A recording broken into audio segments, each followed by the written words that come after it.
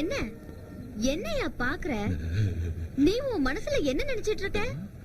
ஏதோ பாவம் ஒரு நாள் இல்லனாலும் ஒரு நாள் நீ என் மனசுல என்ன இருக்குங்கறத புரிஞ்சுகிட்டு அந்த அஞ்சியா எனக்கு கட்டி வைப்பேன்னு நான் நினைச்சுக்கிட்டு இருந்தா அவனை பைத்தியக்காரனாக்கி உன் பின்னாடி சுத்த வச்சிட்டு இருக்க.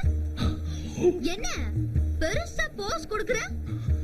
என்ன பார்த்தா உனக்கு எப்படி தெரியுது? பைத்தியக்காரி மாதிரி தெரியுதா? ஏய் பத்து பாயம் புலி. இல்ல கோச்சுக்காதப்பா, உண்மையை சொல்லணும்னா பிரிஞ்சு போன ராமரையும் சீதையும் சேர்த்து வைக்க நீ எவ்வளவு கஷ்டப்பட்டிருப்ப.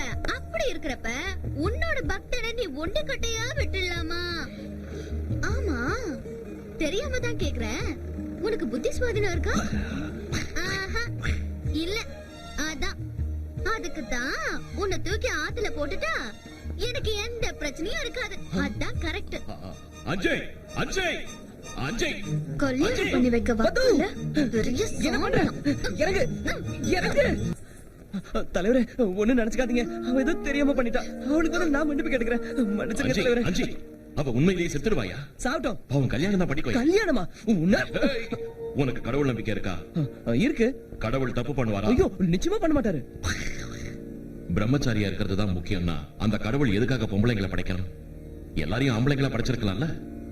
புனரப்பி ஜனனம் புனரப்பி மரணம். புரிஞ்சுதா? பைத்தியக்காரா, ஜனிக்கிறதுல இருந்து மரிக்கிற வரைக்கும் எல்லாமே கடவுள் வச்ச தர்மங்கள் தான்.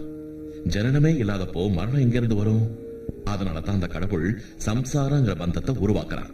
அந்த சம்சார பந்தத்துல கடவுள் வச்ச தர்மங்களை காப்பாத்த வேண்டியது மனுஷனோட கடமை. மனுஷனா நீ உன்னோட கடமையை செய்யணுமா வேண்டாமா? செய்யணும் செய்யணும். என் தலைவர் செஞ்சுக்கலையா? பிரிஞ்சு போற ராமனையும் சீதையும் ஒண்ணு சேர்த்தான்ல. ஆமா. படைச்சவனுக்கு பக்தன் எவ்வளவு முக்கியமோ அந்த பக்தனுக்கு ஒரு துணையும் முக்கியம், பந்தமும் அவ்வளவு முக்கியம். புரிஞ்சுதா?